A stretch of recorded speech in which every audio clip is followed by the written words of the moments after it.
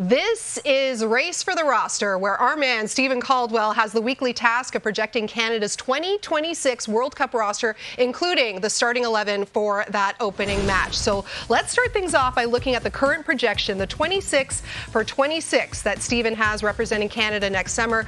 So Stephen, your locks to start that opening match are Jonathan David, Davies, Eustachio, Bombito, and Johnston, but the other 6 spots, those are open for competition.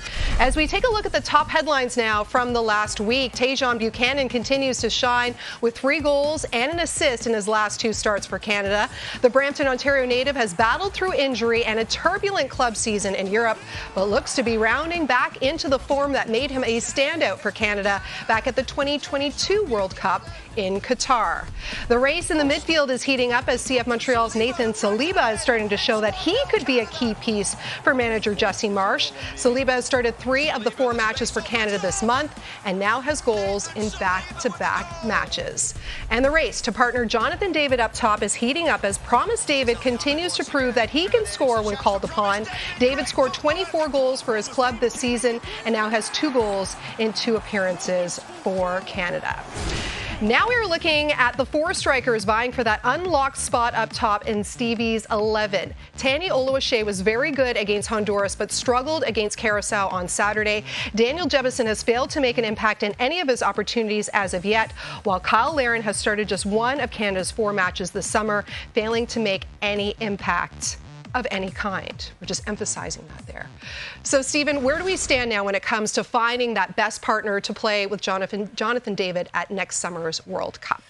There's a bit of an addition going on, Laura, for these guys. It's a test to see who is the best partner and the best person that can bring out the best in Jonathan David. That's the key here, and everyone's getting an opportunity. It seems like Tani Oluwaseyi is getting more minutes than most, but Promise David has been excellent as well, and he's taking his club form into the international stage, and I think that's so important because when you can go into the international stage and you can score goals, it's such a great gift to have. So for him so early in his international career to show that has been significant. But I do still feel like Cyle Larin has that jersey at the moment. It's up to somebody else to do enough to convince Jesse Marsh that he's going to be out of that position, and I would say so far, looking in the evidence, nobody's quite done that. It's still Cyle Larin's to lose. So, Stephen, given all of that, given what you said, I have a feeling I know what you're going to answer to this question here, but does that change anything in your race for the roster projection?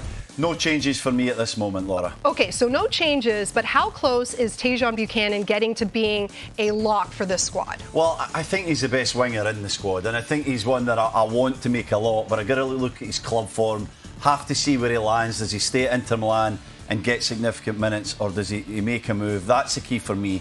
If Tajon Buchanan can play regularly at club level, then very soon he'll be a lock for Canada.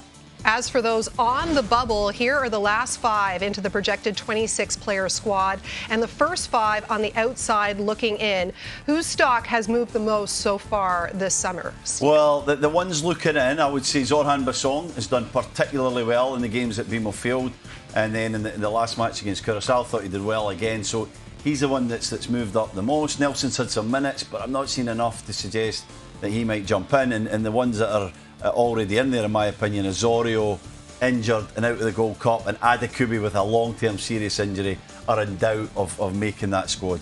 So we know what's next for Canada. A match against El Salvador on Tuesday, their final group stage match, and then very likely a Gold Cup quarterfinal on the weekend, whether that'll be Saturday or Sunday, still to be decided. So lots of action to change this man's mind. Might be difficult ahead of next week's edition of Race for the Roster.